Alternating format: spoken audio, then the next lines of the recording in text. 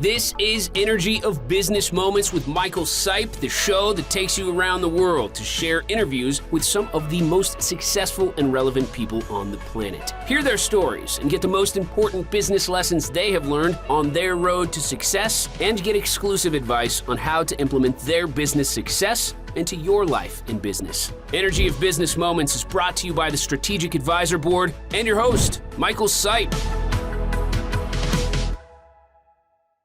Hello, everyone. Welcome to the Energy of Business Moments podcast. I am Michael Sipe, your host, and today I have Drew Donaldson of Grow House.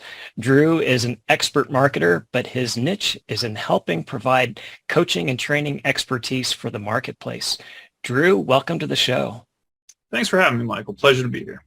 Sure. Glad to have you here. So what I would love to hear is a little bit about you, how you got into marketing, and a little bit more about your business. So I kind of got into marketing through the back door. I was in college. I was a film and broadcast major. I have a bachelor's degree in film and television. And really, I moved to New York with the idea of, striking it big there and breaking into TV. Because, back then, if you wanted to be in TV or advertising specifically, which is, I liked ads. I liked short videos and stuff. That's where you want to be. I moved there. I started working in some studios, and I quickly found out that the amount that people get paid in the entertainment industry, unless you're a movie star, is just like peanuts. You're just not going to make anything for a very, very long time unless you somehow become like an Academy Award winner or something. And then that's when the paychecks come in. I'm like, I can't, I'm 21. I can't risk like this whole like NFL moment where it's like, oh yeah, I'll make it to the bowl one day. It's like, nah, I can't. That's not the way I got to go. So I decided I need to figure out how to take what I've learned and transition it into something more useful, more marketable. And marketing was like the perfect fit because at that time, businesses were still coming online for online video, and it was like a plug and play. I could take everything I knew about production and teach a small business owner how to do it. And so that actually led me to run the video marketing department at St. John's University, which I built all of their production capabilities, all their workflows, everything like that. And then after a few years, went back into the kind of consulting world, again, taking all of this production knowledge of how to put these things together. And then over the years, I would just dip my toes in these different kind of marketing lakes and pick up things. Here's how you develop good copy. Here's how you build good landing pages. And so over the course of the last 10 years or so, I've developed into quite the well-rounded marketer. And because I'm always working with people throughout my career who are kind of newcomers to a lot of these concepts, I've gotten very good at explaining things in a very easy way so that I can, my oldest client was 78 years old, and I had no problem working with him for months and months and months because I know how to kind of break down these complex marketing topics into easily digestible kind of lessons.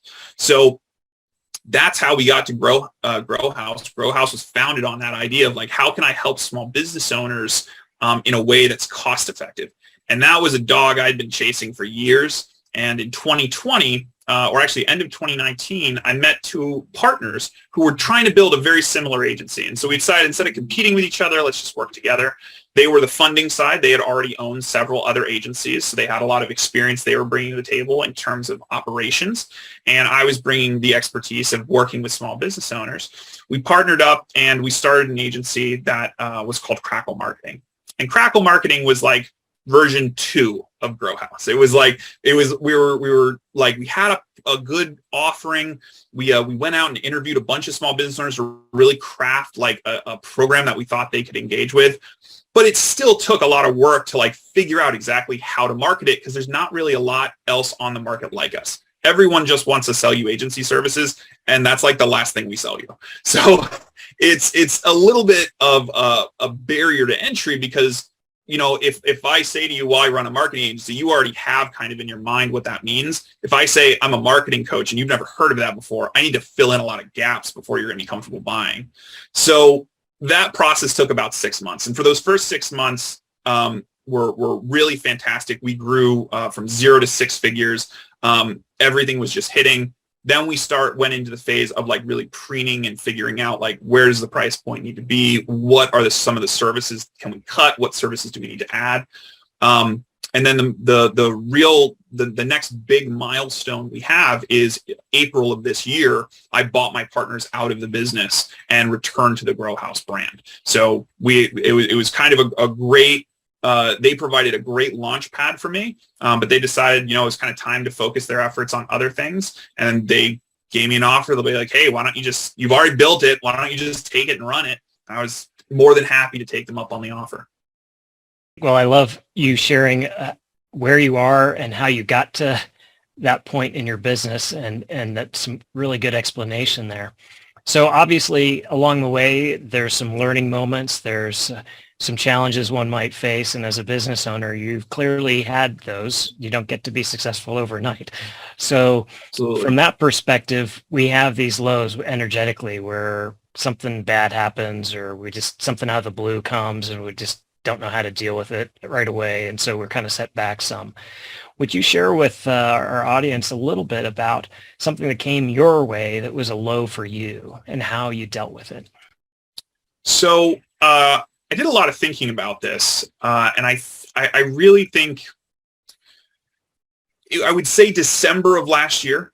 So like I was saying, the first 6 months we did gangbusters, where we hit six figures. Everybody's like, rah, rah, this is awesome.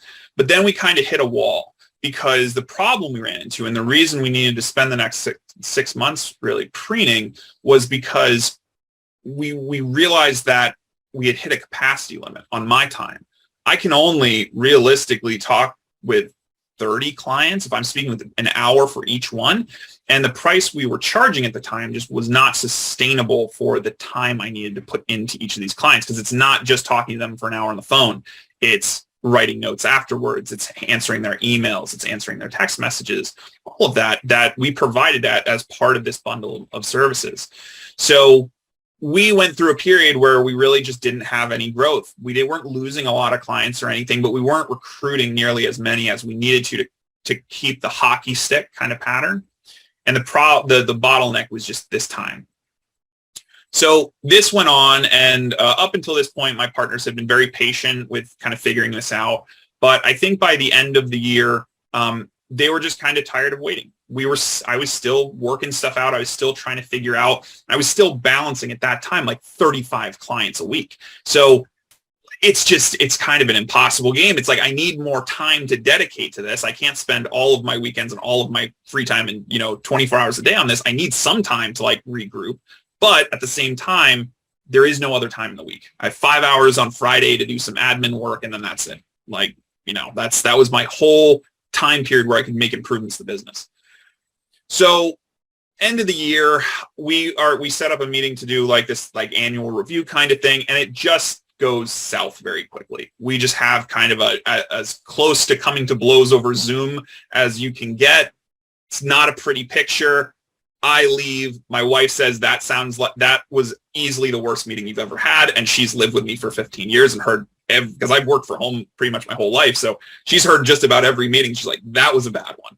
And afterwards, I just felt completely deflated, because I knew we built something special here, and what they really wanted to do and the direction they wanted to take with some of these, I just knew wasn't the right direction for the business. And so that was really my lowest point, where I was like, honestly going out and like looking for other opportunities and saying, what if I just close the doors tomorrow and I say, I'm done. I'm going to go do something else. So I'd say that's definitely the lowest point in my energy. Yeah, that's a great story. From a business perspective, we have access to capital sometimes. We might get a loan, or we might go for a loan and they get turned down. But when your primary investors, who are people that you know personally and are counting on you, kind of say, hey, this isn't working, it can be a pretty big blow. And clearly, that makes sense. It would be for you in that position. So tell me a little bit more about like how you went from like going to think about other jobs and another career maybe or whatever, to getting back on track and heading in a different direction. So if I back up a minute, I will say that they had every right to be concerned, right? Like we had just made an offer to bring on another employee that was going to put a lot of capital pressure on us to start growing the business at a more predictable rate again. And they were funding it. So I have no hard feelings for them, wanting to push this. It was really, at the end of the day, it came down to a philosophical difference of where we saw the business. So that point, that morning after, the first day back from the holidays, when we were kicking this whole thing off, I had just made a agreement with myself that I was just going to kind of let it ride. I was just going to say, fine, this is the way you want to run it. We'll run it the way you want to run it.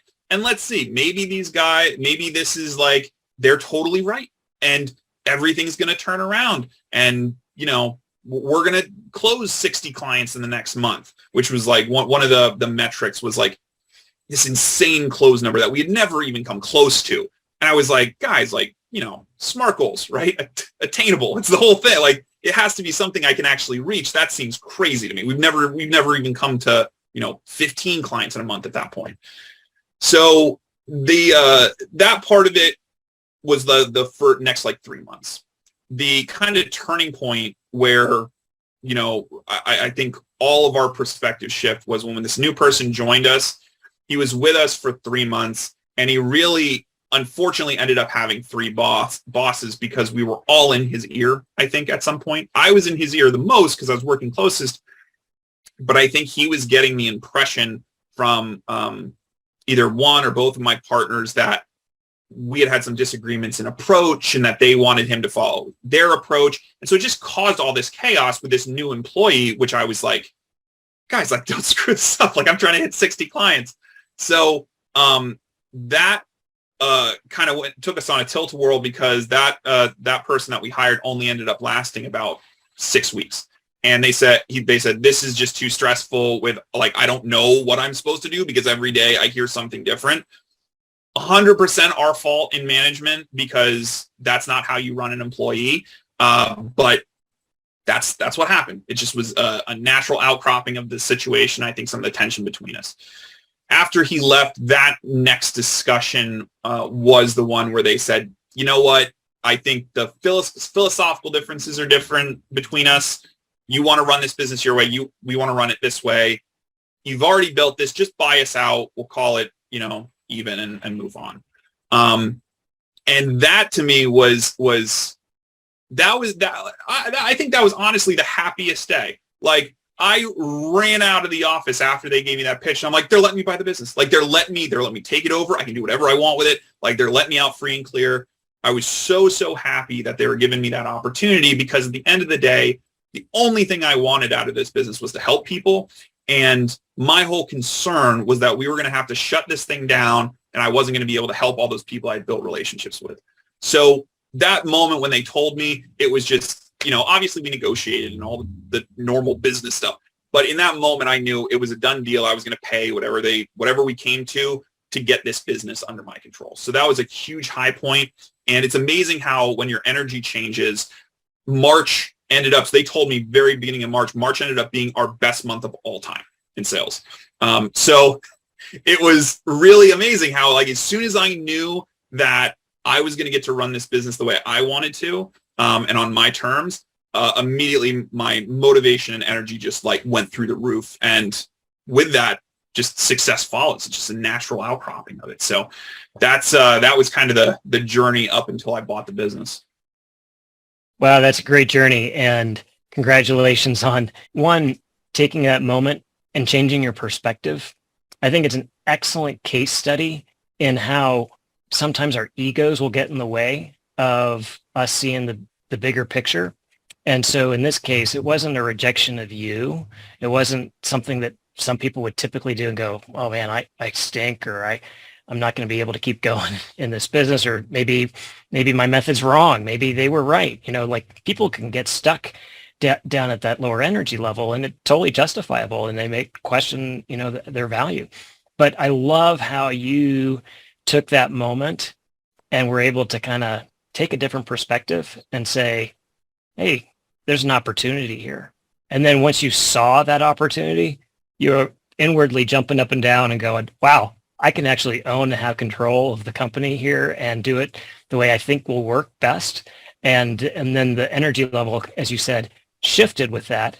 and it carried over in the results of March being your better month. And I think that's a beautiful case study of how important it is for our energy to shift, because as you well know, you can stay stuck down there for a little bit, and the ego might want us to feel that way for a while, but we have to get out of that.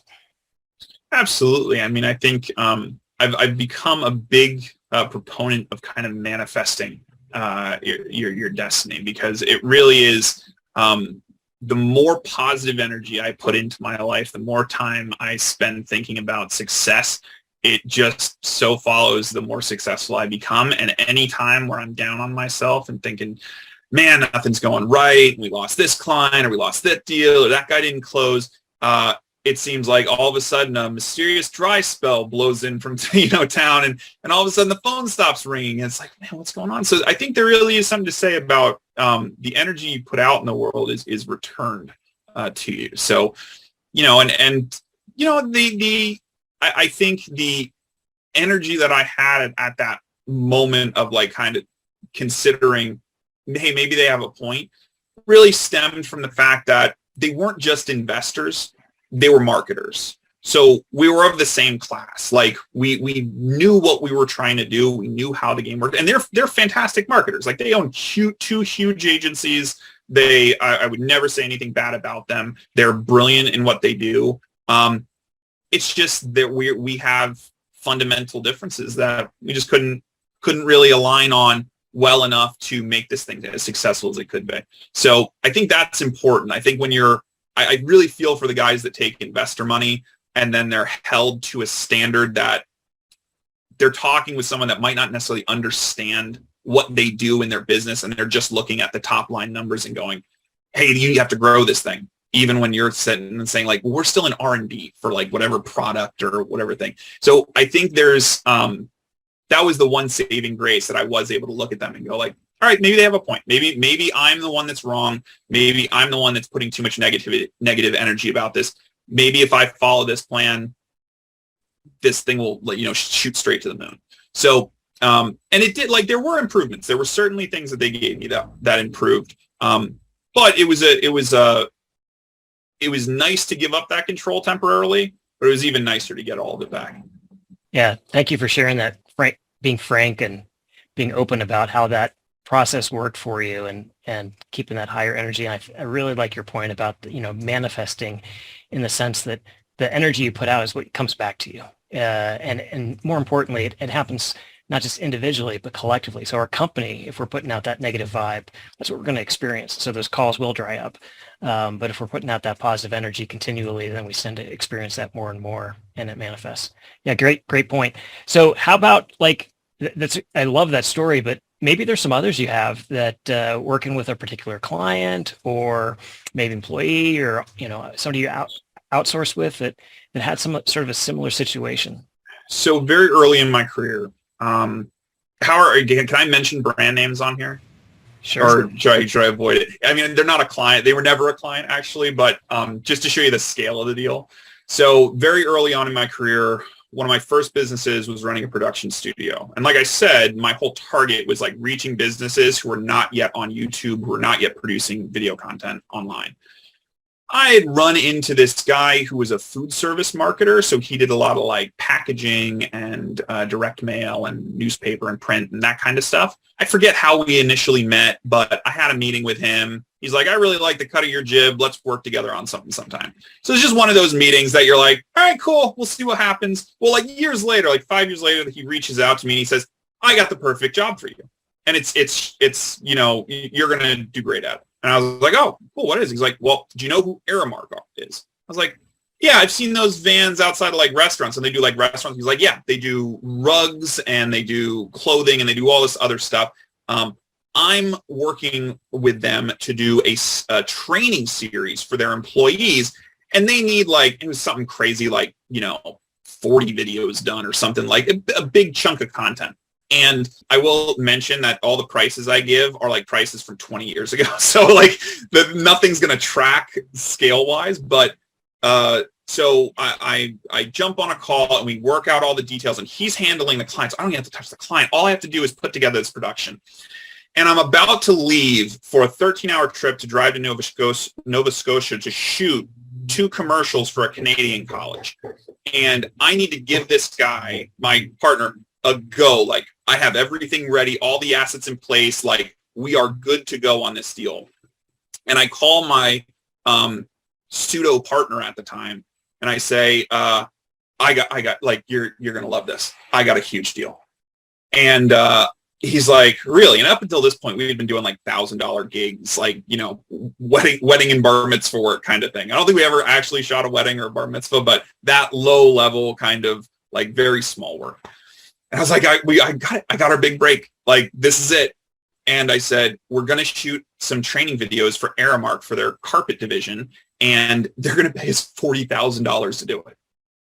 And he goes, wow, that's a lot. And I was like, yeah. I was like, a lot of it's going to have to be spent on production because it's like the requirements are crazy. So I start breaking down the budget, and I get to his line, and his line was something like 10 or 11 grand, right?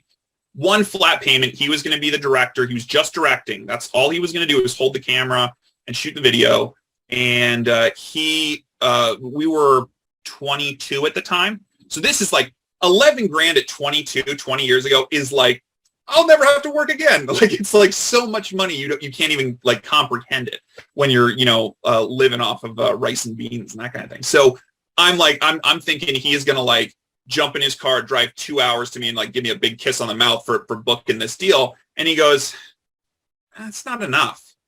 And I was like, what are you talking about? That's not enough. He's like, I have to drive out from, he lived in Pennsylvania. It's like, I have to drive out from Pennsylvania, and it's going to be like a week. So I'm gonna have to drive back and forth. And you're saying they're going to be like 8-hour shoot days. I'm like, yeah. And he's like, and how long? And I'm like, it's a 10-day shoot. And he's like, yeah, no, I'm going to pass. And I'm like, you're going to pass? And I was like, yeah, I'm going to pass. At this time, we had done everything together. I didn't have a B team. I didn't have another guy I could call. Like, he was the guy. And so he tells me I'm literally an hour away for leaving on this 13-hour road trip to Nova Scotia. He tells me this an hour before I'm going to be trapped in a car for 13 hours and not really able to focus on anything but the road. I'm calling everybody, and no one will do it. Because either they want more money than 10 grand, or they're not available that day, or they're telling me like, who wants to shoot for Aramark? They do rugs. And like I'm like, I do. I have 40 grand on the line. Like, I need this deal to come through. This is like the biggest amount of money I've ever had to deal with. And so I'm probably 4 hours away from Nova Scotia. And if you've ever done that drive, it's barren wasteland. And that is exactly how I felt. Because I knew that in 4 hours, I was going to be sitting in a hotel room, and I was going to need to call this guy and tell him that I couldn't do the gig because I had nothing. He needed an answer.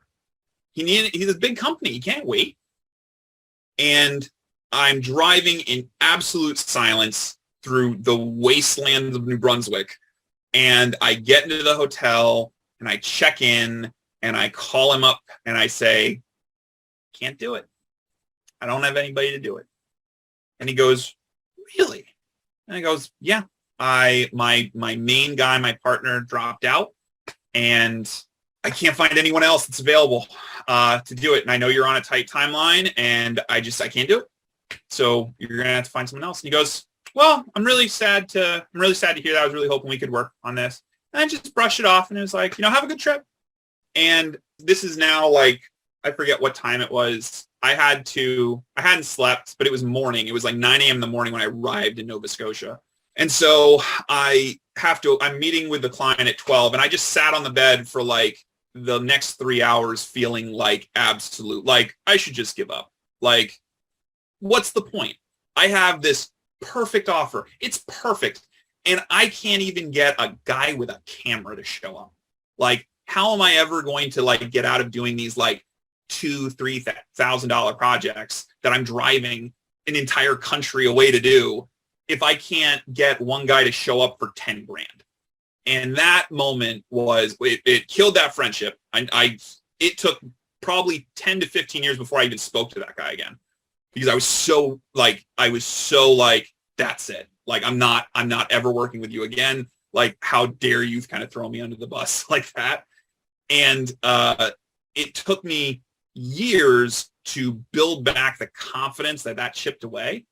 But I remember specifically at the end of the shoot that I was up there for, the person that had hired me looked at me and she said, "I'm really excited to see what you do with all this." And like that moment made me think like, clearly I'm in the right business. Clearly I'm doing something right here because I just spent, an entire weekend with this woman. And the one thing she can say before I leave is not like drive safe or anything. She's talking about how excited she is to see the content that we're going to put together for her. And so that gave me a little hope. And then over time, we won some awards and we did some other stuff, and it just got, it got better and better and better.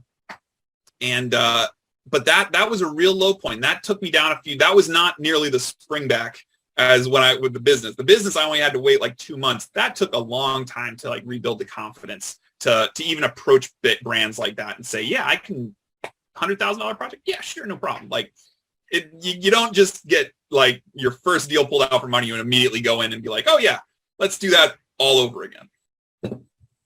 Yeah, I love that story. That it's not just those instantaneous comebacks, it's the longer ones. And those are the ones that are most sweet because you've been dealing with it for so long, and then you come out the other side despite all that long time and have come out to that other side.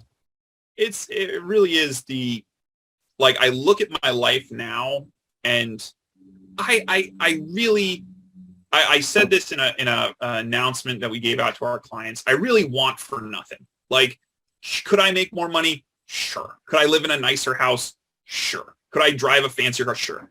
But I don't need any of those things to be happy, because what I'm doing now, the people I'm helping now, the mission I'm on right now is so unbelievably fulfilling that I can look at myself 10, 15 years ago and go, oh yeah, it was all worth it. All that hard work was worth it. Like, yeah, you're not making, $1 trillion a year or anything crazy, but like that work paid off in ways that were so unfathomable to me that it's just like that. I think that's the thing that people need to keep in perspective is like people forget what it's like to be broke, and then they complain about like, losing a big client. And it's like, there were days I couldn't imagine someone paying me $1,000 a month for any reason.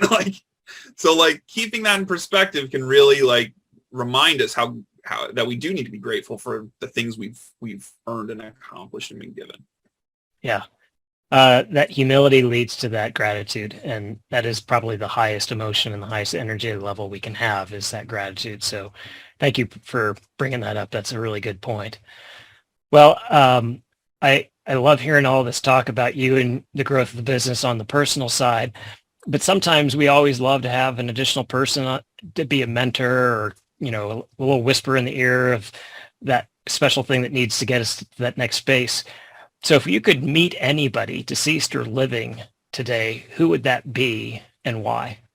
Orson Welles, because he's an incredible storyteller, and all marketing is storytelling. It's just in different formats. That's all it is. And the genius of Orson Welles was not that he could tell a good story, it's that he could tell a captivating story. You look at his entire history, everything he's ever done, it's all about captivating an audience. Even if you go and look at some of his work in doing Shakespeare, like that's where he came from. A lot of people don't realize that, but that's where the voice and everything comes from, is that he was a performer that did a lot of Shakespeare. And everything is about creating these moments that captivate people. And for that reason alone, he's at the top of my list. Yeah, and when I hear you say that, it makes a lot of sense, especially when you think about your background, back at St. John's and elsewhere, that how do you captivate that audience? And you've clearly realized that is so important on the marketing side and have been carrying that sort of theme through in your work, and using Orson's as a great example. So, yeah, just amazing. So for our listeners and the audience here, if they wanted to get a hold of you and your firm, how can they do so? So easiest way to find us online is visiting our website. So it's grohaus.org. There you can find the coaching program that we offer our small business clients. we use the term small business very loosely. So we have everyone from people who are just starting their business today all the way to people who've been running businesses for decades. It's really not about the size of the business or the time you've been running it. It's really more about the mentality of, hey, we need to bootstrap our marketing a bit before we go and hire an agency, or maybe we know we have the resources internal. We don't need an agency. We just need the knowledge. So if you're in that bucket, if you're a small business owner and you're looking to improve those marketing fundamentals that at the end of the day are going to A, make you more successful, and B, make you stop wasting money on marketing, look us up. We're happy. We give out free coaching calls for the first one. So if you just want some advice, pick my brain, you can book right online. Awesome. That's wonderful, Drew. Well, Drew, I've enjoyed our time today and what you have shared, and I'm sure our audience will as well. So thanks for being on the show and being a participant and opening up and sharing what you have. Oh, happy to do it, Michael. Anytime. It was a real pleasure. Great. Hey, listeners and viewers. If you enjoyed the discussion and want more, you can learn how to raise the energy of your business at the SAP website or my own website, sipecoaching.com, where you can find specialized programs and offers to help you grow yourself and your business. Have a great day. Thanks for listening to Energy of Business Moments with your host, Michael Sipe. Please leave your feedback and visit strategicadvisorboard.com to get the latest and greatest business advisement on the planet. Follow us on social media for updates, and we will see you on the next episode.